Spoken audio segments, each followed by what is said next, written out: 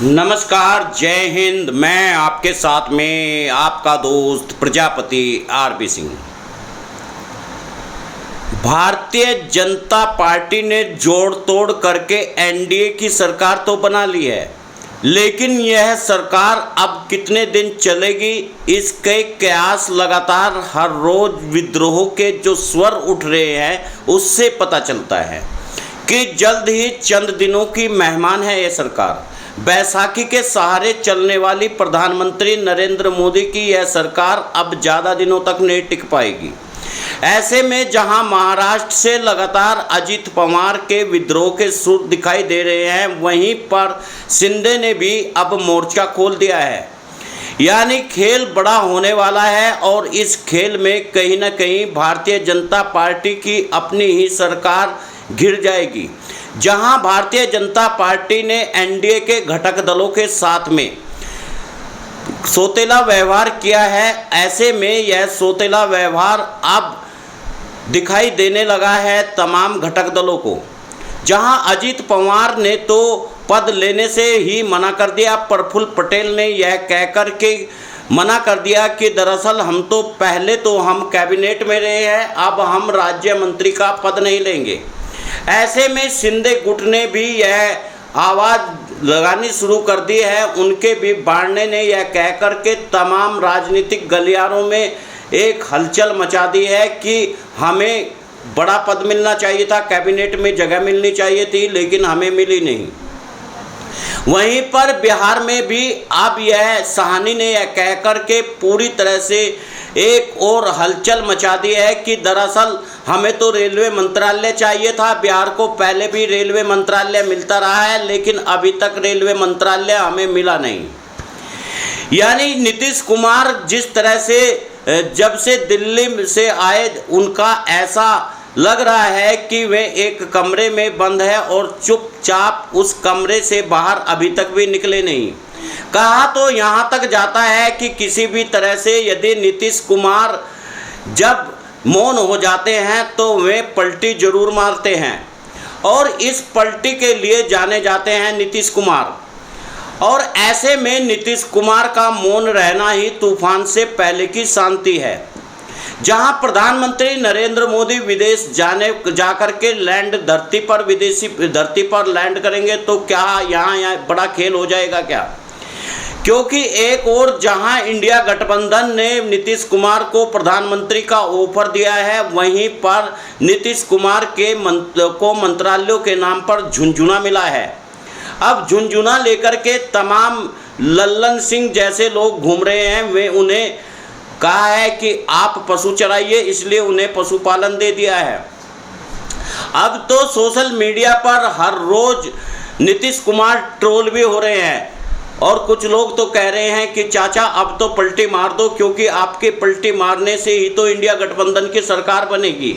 लेकिन चाचा भी तो सोच रहे हैं कि दरअसल अभी तो बहुमत को जुटाना पड़ेगा और इसके लिए चंद्रबाबू नायडू को भी लाना पड़ेगा। चंद्रबाबू नायडू ने शपथ तो ले ली है, लेकिन अब अगले डिसीजन कब लेंगे और क्या लेंगे यह समझ के बाहर है। यानी राजनीति की इस प्रकाष्ठा को यदि एक एक परत खोलकर आप देखना शुरू करें तो ऐसा लग रहा है कि चंद दिनों का मेहमान है भारतीय जनता पार्टी। और भारतीय जनता पार्टी के पीछे जिस तरह से लगातार अब तमाम घटक दल नाराज होते हुए नजर आ रहे हैं और मीडिया में सीधे सीधे आकर कह रहे हैं, ऐसे में राज ठाकरे ने भी तो यह कहकर के सियासी गलियारों में बवाल मचा दिया है कि भारतीय जनता पार्टी के लिए वोट मांगे हमने, पार्टी को खड़ा कर दिया हमने, जगह जगह पर गोष्ठी की हमने, लेकिन जब शपथ समारोह हुआ तो उनमें उन्हें बुलाया ही नहीं। यानी यह बात आप मान लीजिएगा कि राजनीति की इस उठक पटक के दीवार के नीचे कहीं न कहीं भारतीय जनता पार्टी की सियासत दबने वाली है। यह दीवार में अब इतनी दरारें आ चुकी है कि किसी भी तरह यह भरभरा कर गिर सकती है।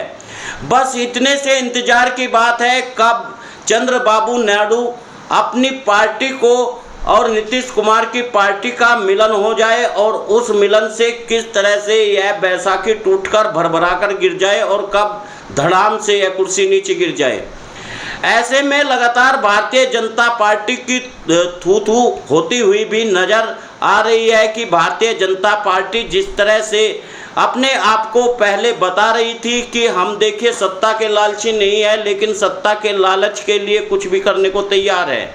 यहाँ तक कि जो चंद्रबाबू नायडू ने मुसलमानों के लिए आरक्षण की घोषणा की, उसके लिए भी प्रधानमंत्री नरेंद्र मोदी पूरी तरह से तैयार हो गए।